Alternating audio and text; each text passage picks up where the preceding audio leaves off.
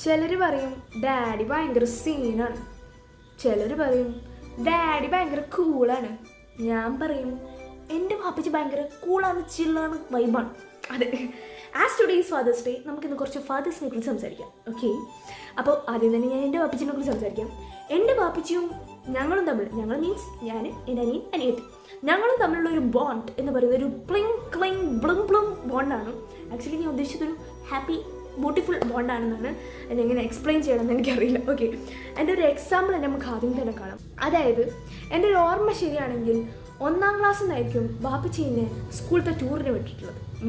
അതിനുശേഷം ഇന്നേ വരെ ഞാൻ സ്കൂളൊന്നും ടൂർ പോയിട്ടില്ല. ഓക്കെ, അപ്പോൾ ആ 1ാം ക്ലാസ്സിലെ ടൂർ പോയതിൻ്റെ കഥ തന്നെ പറയുകയാണെങ്കിൽ, ഈങ്ങാപ്പുഴ താമസിക്കുന്ന ഞാൻ, ഓക്കെ, അവിടുന്ന് വണ്ടിയും വിളിച്ച് എവിടെ പോയി, കോഴിക്കോട്, അവിടേക്ക് പുറകെ ബൈക്കെടുത്ത് വന്ന ആളാണ് എൻ്റെ ബാപ്പച്ചി. എന്തുകൊണ്ട്? ടെൻഷൻ കൊണ്ട്. ബാപ്പച്ചിക്ക് ഭയങ്കര ടെൻഷൻ. ഞാൻ എന്തായിപ്പോൾ, ഞാൻ ഒറ്റയ്ക്കാണ് സീറ്റിലിരിക്കുന്നത്, അങ്ങനെയുള്ള ഭയങ്കര ടെൻഷനാണ് ബാപ്പച്ചിക്ക്. അപ്പോൾ അത്രക്കും നിഷ്കളങ്കനാണ് എൻ്റെ ബാപ്പച്ചി. അതുപോലെ SSLC എക്സാം കഴിഞ്ഞ് വരുമ്പോൾ ഓരോ എക്സാം കഴിഞ്ഞ് ബാപ്പച്ചിക്കും എങ്ങനെ ഉണ്ടായിരുന്നു, കുഴപ്പമൊന്നുമില്ല. അപ്പോൾ ബാപ്പച്ചിക്കും ജയിക്കുമോ, അപ്പോൾ ഞാൻ ജയിക്കില്ല, ഞാൻ ജയിക്കും. സമാധാനമായി. കാരണം ഞാനെങ്ങാനും തോറ്റു കഴിഞ്ഞാൽ എങ്ങനെ ഇപ്പം എന്നെ സമാധാനിപ്പിക്കുന്നുള്ള ടെൻഷനിലാണ് വാപ്പിച്ച് നിൽക്കുന്നത്. അപ്പോൾ എനിക്ക് തോന്നുന്നു ഞാൻ ഫുൾ A+ വാങ്ങുന്നതിനേക്കാളും കുറച്ച് മാർക്ക് കുറച്ച് വാങ്ങിയിരുന്നെങ്കിൽ വാപ്പിച്ച് ഇതിനേക്കാളും വലിയ ട്രീറ്റൊക്കെ എനിക്ക് തരുമായിരുന്നു. ഓക്കെ, അപ്പോൾ അത്രക്കും എന്താ പറയുക, ഒരു പാവം മനുഷ്യനാണ് എൻ്റെ വാപ്പിച്ചി. എൻ്റെ വാപ്പിച്ചി ഒരു തെറാപ്പിസ്റ്റാണ്. അപ്പോൾ ഈ തെറാപ്പിസ്റ്റ് ആയതുകൊണ്ട് തന്നെ വാപ്പച്ചി ഭയങ്കര ടയർഡൊക്കെ ആയിട്ടാണ് വർക്ക് കഴിഞ്ഞ് വരിക. അപ്പോൾ വാപ്പച്ചിൻ്റെ കാല് മസാജ് ചെയ്ത് കൊടുക്കൽ, തല മസാജ് ചെയ്ത് കൊടുക്കൽ, ഇതൊക്കെ എനിക്ക് ഭയങ്കര ഇഷ്ടമുള്ള സംഭവം. കാരണം ഞാനതൊക്കെ ചെയ്യുമ്പോൾ വാപ്പച്ചിക്ക് ഒരു സുഖം കിട്ടും, ആ സുഖം കാണുമ്പോൾ എനിക്കൊരു സുഖം കിട്ടും. അങ്ങനെ മൊത്തത്തിലൊരു ഹാപ്പി മൊമെൻറ്റ്സ് ആണ് വാപ്പച്ചിയും ഞങ്ങളും തമ്മിലുള്ള ഒരു മൊമെൻറ്റ്സ് എന്നൊക്കെ പറയുന്നത്. ഞാൻ ഇതൊക്കെ ഇപ്പോൾ പറഞ്ഞാൽ എനിക്ക് തന്നെ അറിയില്ല.